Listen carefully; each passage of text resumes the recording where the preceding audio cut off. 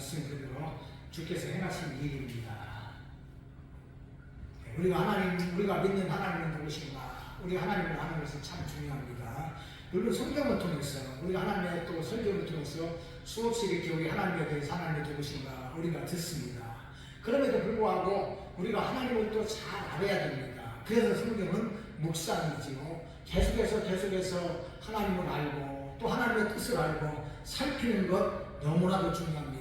가장 기본적인 것이 무너지면 믿음이 흔들리게 되기 때문에 그렇습니다. 그래서 우리는 기본을 늘 우리 마음속에 새기면서 살아야 됩니다.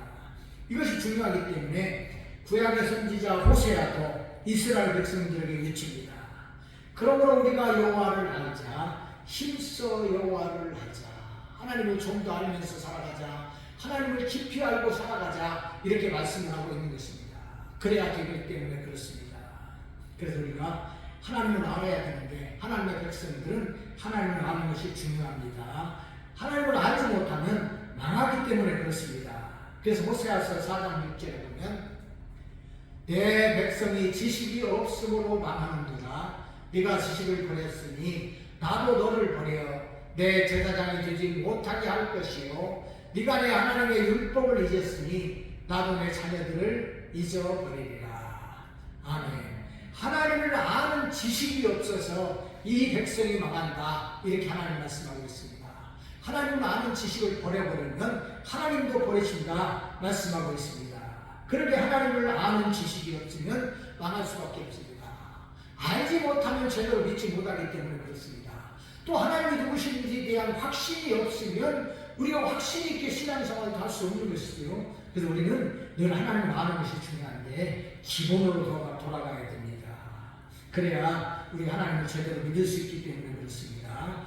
우리는 특별히 하나님의 존재에 대해서 알 필요가 있는데 하나님의 이제 비공유적 속성이라고 하는 하나님의 속성에 대해서 이제 4가지만 살펴보도록 하겠습니다. 첫 번째는 무엇이냐? 하나님은 스스로 계신 자존하신 하나님이십니다.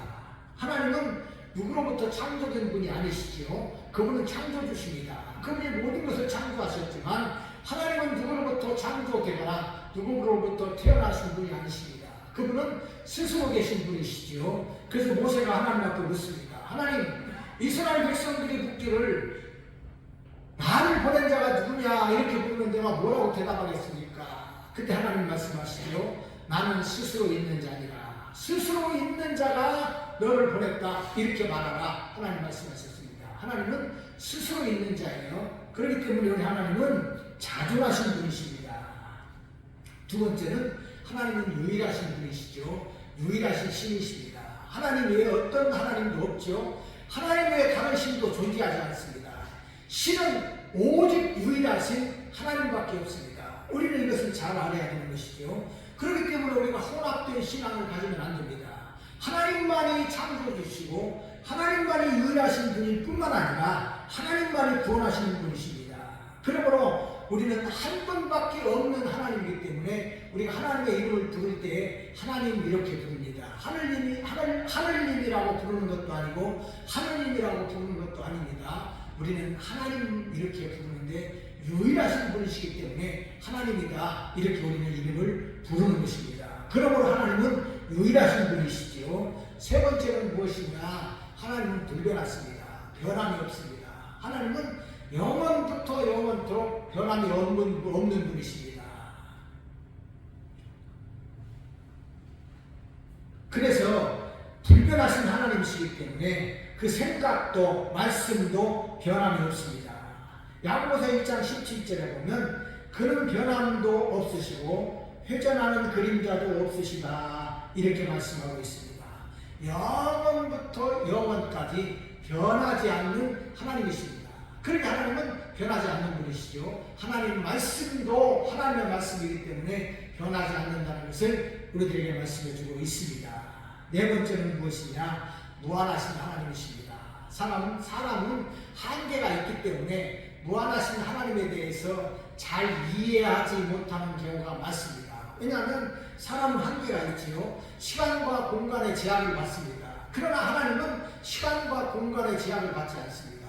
영원부터 영원까지 계신 하나님이시기 때문에 우리 하나님 앞에서는 시간이 무의미합니다. 공간도 무의미합니다. 우리는 여기서 미국까지 가려면 요새 뭐 빨리 가니까 비행기를 타고 가면은 뭐 그냥 12시간이면 갑니다. 그러나 하나님은 그냥 여기서 미국을 가고 싶다. 그러면 그냥 가는 거예요. 공간의 제약을 받지 않기 때문에 그렇습니다. 그러니까 사람이 하나님을 잘 이해하지 못하는 경우가 있는데 하나님은 무한하십니다. 무한하신 하나님이시죠. 그렇기 때문에 모든 것을 할 수 있습니다. 모든 것을 다 가지고 계십니다. 사실 부모는 자식에게 줄 수 있는 게 한계가 있습니다. 재산도 한계가 있지요.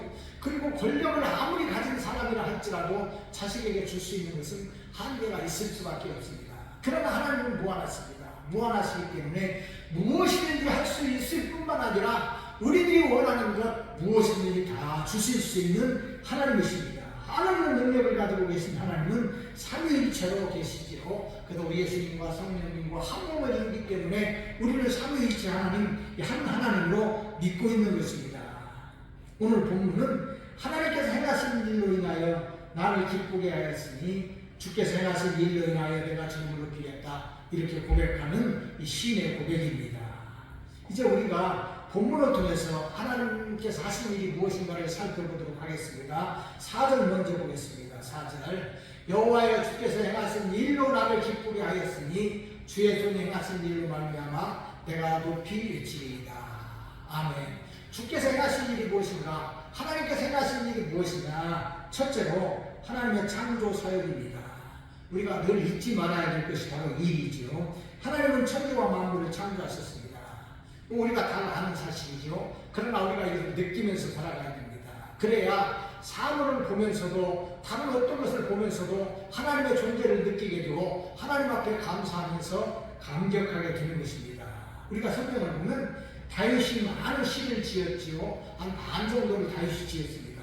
사실 우리가 다윗을 보면은 공부를 많이 한 사람이 아닙니다. 어렸을 때부터 목동리를 했습니다. 물론 이스라엘 백성들은 어렸을 때부터 하나님의 말씀을 이렇게 암기하면서 하나님의 말씀을 배우죠.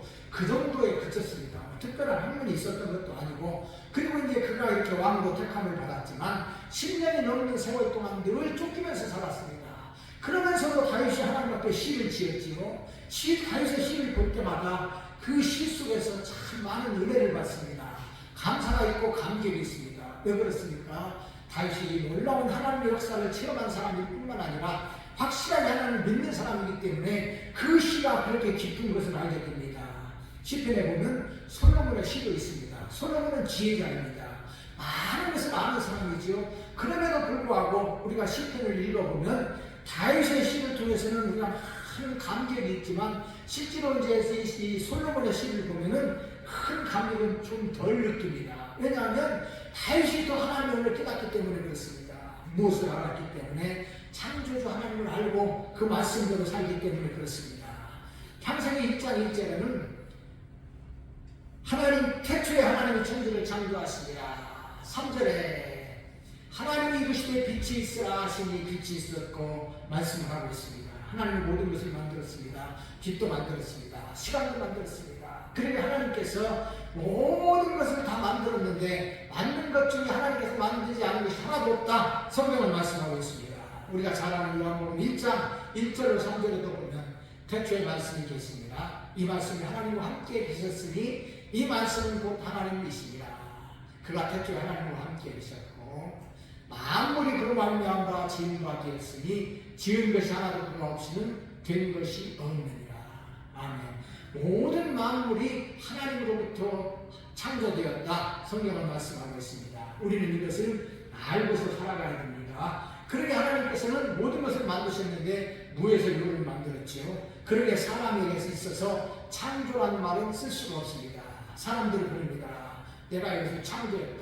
그렇게 이야기하는 사람도 있어요. 그러나 창조는 사람에게서 있을 수 없습니다. 사람은 창조할 수 없습니다. 그냥 발견하는 것뿐이고 발명하는 것뿐입니다. 하나님께서 만드신 것을 발견해 나가는 과정인 것뿐이지 사람은 무에서 유를 창조할 수가 없는 것입니다. 그러므로 창조주는 하나님만이 될 수 있습니다. 우리는 하나님이 지으신 땅에서 살아갑니다. 하나님이 주신 햇빛을 통해서 살아갑니다. 하나님이 주신 물을 마시고 하나님이 주신 공기를 마시면서 살아가는 것입니다. 그러니까 우리는 숨을 이렇게 우리가 자유스럽게 쉴 수 있다는 자체만 가지고 가지고도 하나님 앞에 감사하는 거예요. 또 이것을 보고 감사할 줄 알아야 됩니다. 숨이 답답한 사람이 있습니다. 요즘 코로나로 인해가지고 폐가 망가져가지고 숨 쉬기가 힘든 사람도 있는 것을 우리가 보게 됩니다. 그러게 우리에게 맑은 공기를 주시고 좋은 환경을 주신 하나님을 바라보면서도 그것으로 인해서도 우리가 감사할 줄 알아야 됩니다. 그러게 우리가 창조주 하나님을 바라보는 것입니다. 그런데 또 하나 우리가 살필 것이 있습니다. 하나님께서 모든 것을 창조하셨는데 악인까지도 창조하셨다. 성경은 말씀하고 있습니다. 잠언 16장 4절 말씀입니다.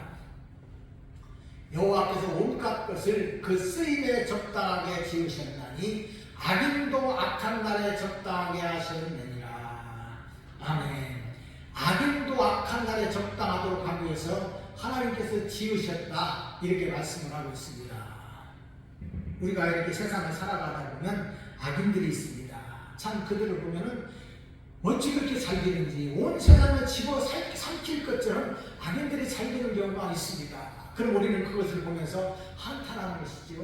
왜 저렇게 악한 자가 살기는가? 참으로 세상이 불공평하다, 잘못되었다 이렇게 이야기하는 경우가 있습니다. 그러나 이제 우리가 그럴 필요는 없습니다. 얼마나 악인들이 잘 되었으면 다윗도 그들을 보면서 내가 악인의 큰 세력을 본즉 본래의 땅에 서 있는 나뭇잎이 무성함 같으니 이렇게 말했던 것을 보게 됩니다. 얼마나 악인들이 잘 되는가 하면 큰 나무가 그냥 무성한 가지가 있고 이 나뭇잎이 무성한 것처럼 악인들이 잘 된다 이렇게 다윗도 고백했던 것을 보게 됩니다.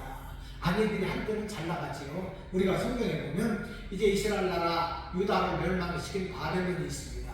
그 나라는 굉장한 나라였습니다. 얼마나 강하게 일어났는지 1000년 동안 제국을 이루었던 이집트도 갈기미스 전투에서 한 번의 전투로 인해가지고 완전히 이제 힘을 못 쓰는 그런 나라가 되었습니다. 이 한 번의 전쟁으로 인해가지고 이집트는 더 이상 제국이 되지 못했습니다. 이렇게 강성한 나라지요. 이 나라가 이제 유다를 집어삼켰습니다. 유다 백성들은 이것을 보면서 한탄했던 것이죠. 그러나 하나님께서는 에레미야를 통해서 말씀해 주셨습니다. 그 강력한 이 바로 바벨론도 70년 후에는 멸망을 당한다. 하나님 말씀하셨던 것을 보게 됩니다. 하나님 말씀 그대로 강력하고 이 강력했던 바로 이 바벨론도 페르시아라고 하는 적은 나라 신생 국가에서 하루아침에 멸망했던 것을 보게 됩니다. 무엇을 말하는 것입니까?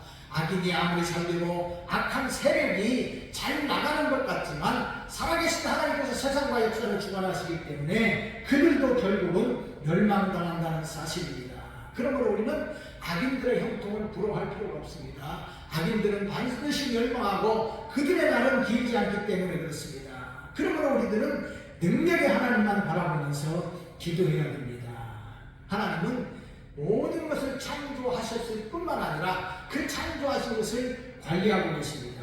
이것을 가르쳐 우리들은 하나님께서 섭리하신다 이렇게 이야기합니다. 하나님께서 모든 것을 다 섭리하고 계시는 것이죠. 하나님은 모든 것을 섭리하시는데 보존하시게 하시고 협력하게 하고 통치하시는 하나님이십니다. 우리가 사는 땅의 지구만 봐도 그렇습니다. 지구가 생긴 일에 변함이 없습니다. 전도서의 말씀은 이것을 말씀해 주십니다. 전도서 1장 4절 5절 말씀. 한 세대는 가고 한 세대는 오되 땅은 영원히 있도다. 해는 뜨고 해는 지되 그 떴던 곳으로 빨리 돌아가고. 아멘.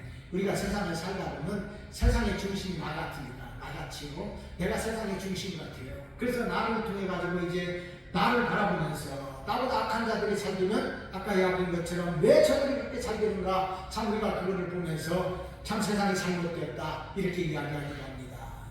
그러나 세상에서 우리는 아무것도 아닙니다. 인간은 사실 뭐 오래 살아봤자 80년, 90년, 100년이지요. 그래서 한 세대는 가고 한 세대는 옵니다. 우리가 이제 나이가 먹어서 죽고 나면 우리 후세대가 이제 세상을 이렇게 세상에서 살아갑니다.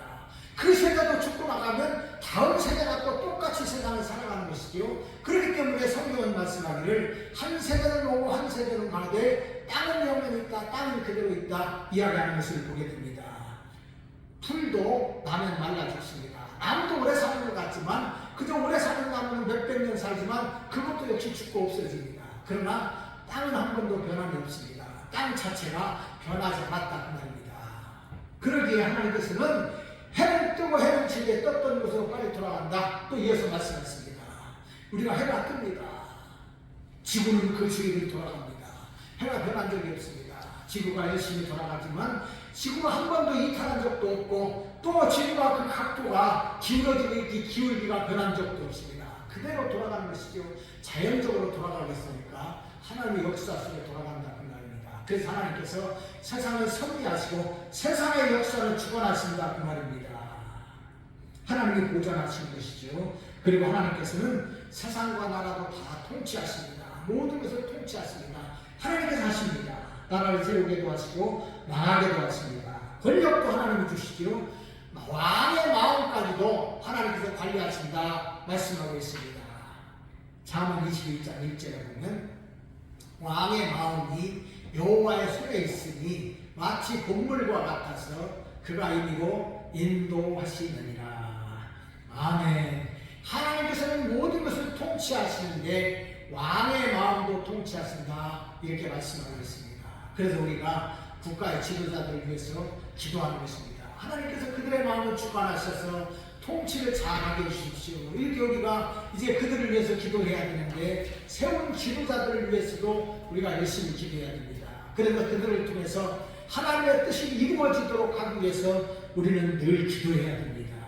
뿐만 아니라 내 마음도 내가 다스리지 못하지요. 내 마음을 다스리는 사람이 있다면 그 사람은 대단한 사람일 것입니다.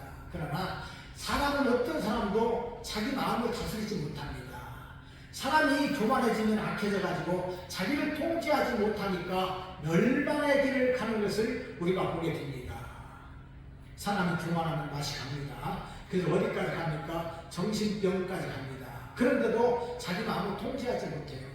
역시 우리도 마찬가지입니다. 우리도 우리 마음을 통제하지 못하는 거예요. 그래서 우리는 하나님 앞에 기도하는 것입니다. 성령께서 역사하시달라고 우리 마음까지도 관리하게 해달라고 우리가 기도하는 것입니다. 이것이 참으로 중요한 것입니다. 하나님이 다스리시기 때문에 그렇습니다. 그러면 우리들도 천지와 만물을 지으셨을 뿐만 아니라 모든 것을 관리하고 통치하시는 하나님 앞에 늘 기도하면서 하나님의 은혜 속에 살아가시기를 바랍니다. 둘째로 하나님께서 하시는 일 가운데 더욱더 위대하신 일은 무엇이냐? 구원 사역입니다. 구원의 일입니다. 10절 말씀입니다. 91편 10절. 그러나 주께서 내 뿔을 들소의 뿔같이 높으셨으며 내게 신선한 기름을 부으셨나이다.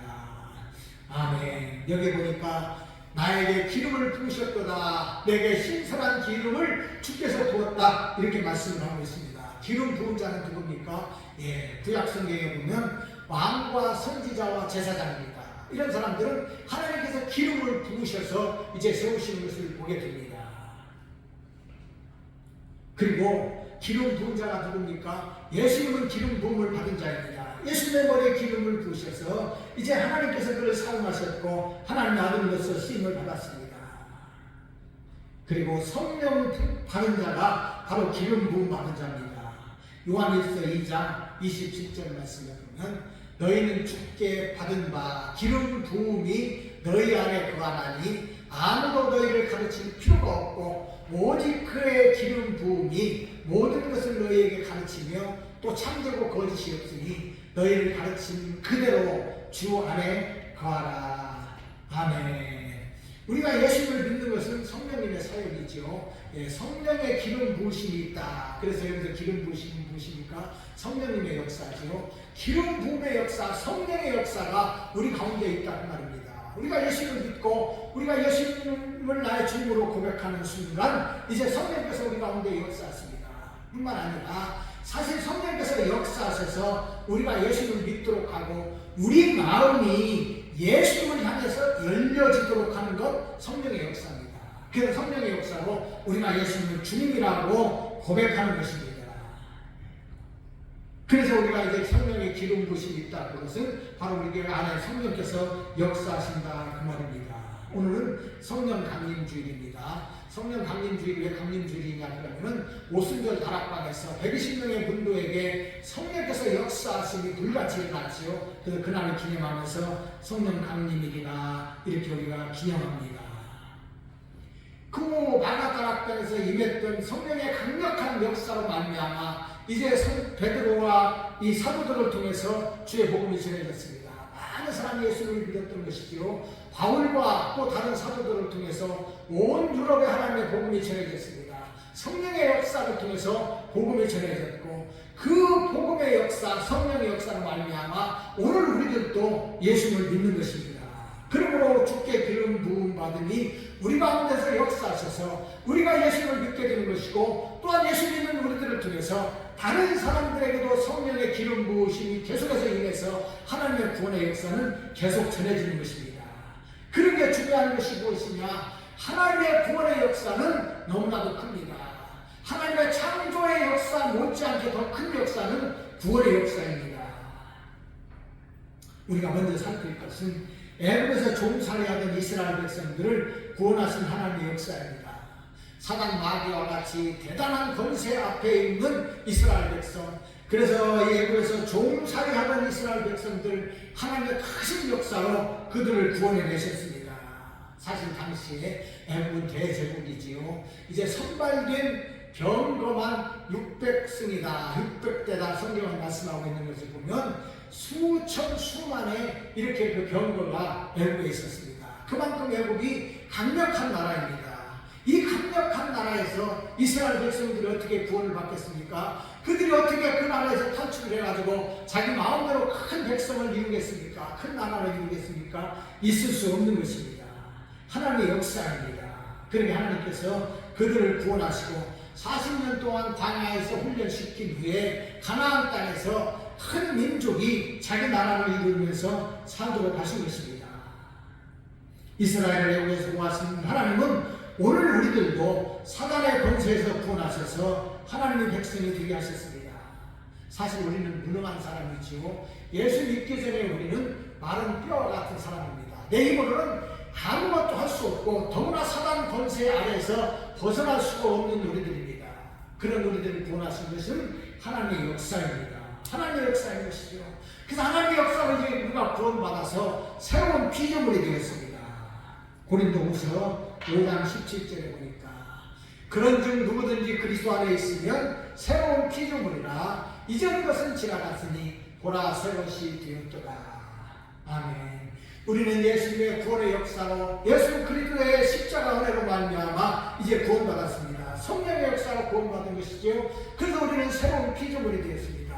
옛것은 다 지나갔습니다. 옛날 세상에서 살던 옛날 습관들 다 지나갔습니다. 그리고 우리는 새 것이 되었고 새로운 피조물이 되었습니다. 이제는 새로운 신분이요 새로 태어난 영적인 사람입니다. 그러면 어찌 해야 됩니까? 영적인 삶을 살아야 됩니다. 세상의 옛날의 구석들 다 벗어버리고 새로운 삶을 살아야 되는데 바로 새로운 피조물로서 영적인 삶을 살아야 되는 것입니다. 이것이 중요합니다. 옛날로 돌아가면 안 됩니다. 그러므로 우리는 늘 구원의 은혜를 생각하면서 새로운 피조물로서 하나님의 은혜를 생각하며 감사의 삶을 살아가시기 바랍니다. 세 번째로 보호하시고 인도하시는 하나님의 은혜입니다. 5절 말씀입니다. 5절 말씀. 여호와여 주께서 행하신 일이 어찌 그리 크신지요 주의 생각이 매우 기쁘십니다. 아멘. 여호와여 주께서 행하신 일이 너무나도 큰데 주님의 생각이 기쁘다, 하나님의 생각이 깊다, 이렇게 고백하는 모습을 보게 됩니다. 하나님께서는 이제 하나님의 백성들을 구원하셨습니다. 죄와 사단의 권세에서 구원해 주셨습니다. 그리고 하나님의 백성을 방치해 주시는 것이 아니라 보호하시고 인도하신다, 그런 말씀입니다. 우리는 여기서 이스라엘 백성들을 애굽에서 구해내시고 광야길 40년 동안 가게 하신 하나님의 은혜를 생각해 볼 필요가 있습니다. 이스라엘 백성들이 애굽에서 나왔습니다. 그들이 이제 한 200만 명 넘는 사람들이 나왔지요. 장정만 600만 명입니다. 쉽게 말해서 싸움에 나갈 수 있는 장정만 600만 명이기 때문에 이제 어린 아이들도 있었고 여자들도 있었고 노인들도 있었습니다. 그리고 우리가 한 200만 명은 넘을 것이다, 이렇게 이제 우리가 어림잡아서 계산을 하는 것입니다. 이렇게 그들이 애국에서 나올 때에 장정만 나온 것이 아니라 어린 아이들도, 젊은 애들도, 그리고 잘 걷지 못하는 노인들도 나왔습니다. 그래서 광야길을 가는 것이지요. 이제 그들이 한 보름이면 이제 이스라엘 땅에 도착할 것이다 생각했는지 모르겠는데 그들의 걸음이 느리다 보니까 이제 신의 산에 오기도 전에 신광야에 왔을 때 한 달이 되어버렸습니다. 그때 이스라엘 백성들에게서 양식이 떨어졌다 성경은 말씀하고 있습니다. 가지고 온 모든 것이 떨어졌습니다. 그때 그들이 하나님을 원망했지요. 왜 우리를 굶기는가 이렇게 하나님 앞에 원망할 때에 모세가 하나님 앞에 기도했고 하나님께서는 이스라엘 백성들에게 만나를 주셨습니다. 저녁에 이슬이 내리면 아침에 나가보면 만나가 있었습니다. 그래서 그것을 거두어다가 이제 그것을 가지고 굽기도 하고 삶기도 해서 빵같이 이렇게 만들어 먹었습니다. 밀가루 같은 것을 하나님이 주신 거예요. 그것도 40년 동안 하나님께서 그리 하셨습니다. 우리가 생각해보면 놀라운 역사이지요. 광야에서 그들이 무엇을 먹고 살겠습니까? 먹을 것이 없으니까 하나님 만나를 주셨을 뿐만 아니라 만나만 주시면 안 되니까 반석에서 물을 주셨습니다. 깨끗하고 좋은 물을 주셨습니다. 그리고 하나님께서는 그들이 고기를 먹도록 하기 위해서 때에 따라서 매출하기를 주셨습니다. 광야에서 그들이 물을 마시고 이제 떡을 먹고 또 고기를 먹고 살았습니다.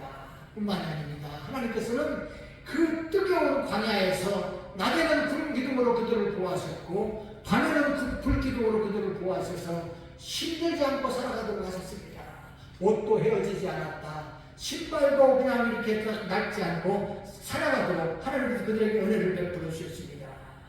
돌이켜보면 하나님의 놀라운 역사입니다. 사람으로서는 감히 생각할 수도 없는 일입니다.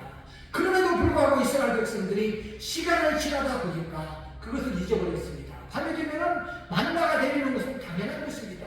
이것은 그냥 자연적인 현상으로 생각을 했던 것입니다. 그러다 보니까 그들이 하나님 앞에 감사할 줄 모르고 하나님 은혜를 생각하면서도 감격이 없었습니다. 그러니까 불평하고 불만했던 것을 보게 됩니다. 이 일은 오늘 사는 우리들에게도 똑같이 적용되는 일입니다. 사실 우리들도 하나님의 은혜로 구원을 받았습니다. 우리가 우리 뜻대로 구원받은 거 아닙니다. 우리가 뭐 이렇게 잘 알아서 하나님을 믿은 것도 아닙니다.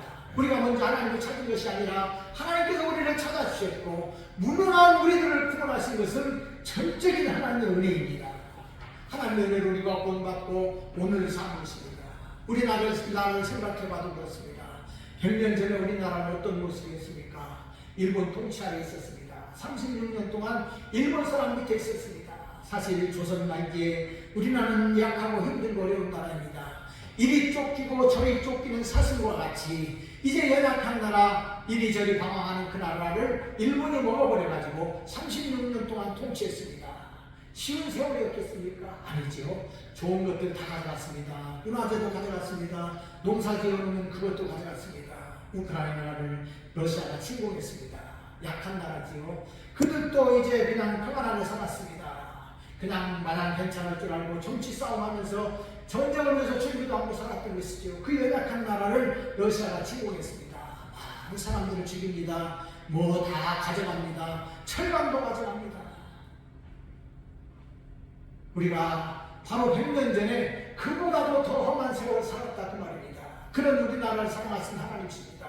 우리나라가 잘나서 이렇게 뭐 대단한 나라를 이룬 것처럼 사람들이 자부심을 가지고 생각합니다. 우리나라 사람들은 머리가 좋아서 세계에서 머리가 좋은 나라이기 때문에 오늘 이 대한민국을 이루었다 이렇게 이야기합니다. 천만의 말씀입니다. 뭐 그렇게 한국 사람이 대단합니까? 머리가 좋습니까? 그렇게 머리 좋은 나라가 왜 옛날에는 고생하고 살았습니까? 하나님 은혜입니다. 이것을 잊어버렸어요. 우리나라가 잘 산 지 얼마나 됐습니까? 80년대부터 잘 살았으니까 얼마 안 된 거예요 사실은. 그런데 그것을 다 잊어버렸습니다. 구원도 잊어버리고 하나님 은혜로 사는 것도 잊어버렸습니다. 그러면서 내가 잘나서 내가 대단해서 사는 것처럼 생각하면서 삽니다. 예수 안 믿는 사람은 그렇다고 쳐도 예수 믿는 사람들까지도 이것을 잊어버렸습니다. 감격이 없습니다. 감사가 없습니다. 기도가 없습니다. 오늘날 참 우리나라 사람들 기도 안 합니다. 믿는 사람들도 기도 잘 안 합니다. 기도에 가보면 이제 그 큰 기도 시설들이 사람 몇 명이서 예배를 드리고 이제 거기서 기도하는 모습을 보게 됩니다. 새벽 기도가 없어졌습니다. 사람들이 기도를 잘 안 하는 것이지요. 우리가 이것을 생각해 보면서 무엇을 생각해야 됩니까? 우리가 첫사랑을 잃어버렸구나. 하나님의 사랑에 대해서 감사할 줄 모르는구나. 하나님의 은혜에 대해서 감격할 줄 모르는구나. 우리가 이것을 생각해야 됩니다. 그리고 자신을 돌아봐야 되는 것입니다. 이스라엘 백성들 광야 40년 동안 하나님께서 만나를 주시고 메추라기를 주시고 물을 주시니까 자연적인 현상으로 생각을 했습니다. 자기들이 뭐 대단해서 그렇게 잘 사는 것으로 생각을 했습니다. 우리들도 그런 삶을 살아간다고 말입니다. 그러므로 이제 우리가 이 일을 생각해야 됩니다. 첫사랑을 회복해야 됩니다. 우리를 구원하신 그 사랑, 그 은혜를 생각해야 됩니다. 하나님의 아들이신 예수님께서 우리들을 구원하시기 위해서 십자가에 죽으셔서 우리들을 용서하시고 우리를 구원하신 그 하나님의 은혜를 생각해야 됩니다. 많은 사람들 중에 우리를 사랑하셔서 선택하시고 우리를 구원해 주신 그 하나님의 은혜를 우리는 생각해야 됩니다. 뿐만 아니라 우리를 오늘까지 인도하시는 그 하나님의 은혜를 생각해야 됩니다. 그래서 하나님을 더 가까이 하고 믿음의 삶을 살아야 됩니다.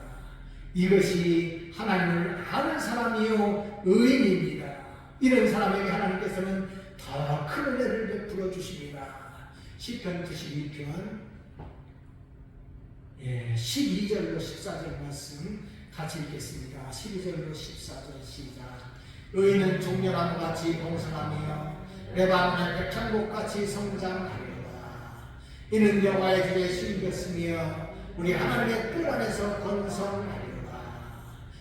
그는 늙어도 여전히 결실하며 진액이 풍족하고 빛이 청정하니. 아멘. 하나님 은혜 안에 사는 사람은 하나님께서 더 큰 은혜를 베풀어 주십니다. 함께 하십니다. 종려나무같이 번성하게 하시고 레바논의 백향목같이 성장하게 하십니다. 왜 그렇습니까? 하나님의 집에 숨겼기 때문에, 하나님과 동행하기 때문에, 포도나무이신 예수님의 가지가 되었기 때문에 우리는 은혜 안에 살게 된다 그 말입니다. 늙어도 결실하며 진액이 풍족하고 빛이 청정한다 말씀하고 있습니다. 늙어도 그냥 늙어가는 것이 아니라 하나님 은혜로 늙어갑니다. 하나님 은혜 안에서 살기 때문에 진액이 풍족하고 그 빛이 청정합니다. 얼굴이 빛나게 됩니다. 그러므로 우리는 하나님의 은혜를 생각하시기 바랍니다. 늘 기도하면서 감사의 삶을 살아가십시오. 감사가 넘치고 은혜가 넘치면 하나님께서 우리와 함께 하시는 그 은혜로 더 풍성한 삶을 살고 더 은혜로운 삶을 살 줄로 믿습니다. 말씀을 냈습니다. 하나님은 천지와 만물을 창조하신 창조주 하나님이시고 모든 것의 주인 되시는 하나님이십니다. 그 등에 하나님께서 우리를 구원하셨을 뿐만 아니라 이제 우리 아버지가 되십니다. 그리고 오늘까지 우리를 보호하시고 인도해 주신 하나님이십니다. 그러므로 우리는 늘 감사의 삶을 살아가시기 바랍니다. 그리고 이제 우리 주님께서 베푸신 은혜를 생각하며 우리 인생의 모든 문제를 하나님 앞에 맡기고 기도하면서 살아가시기를 바랍니다. 하나님 놀라운 은혜와 축복이 우리와 함께 하시기를 우리 주님의 이름으로 축원드립니다.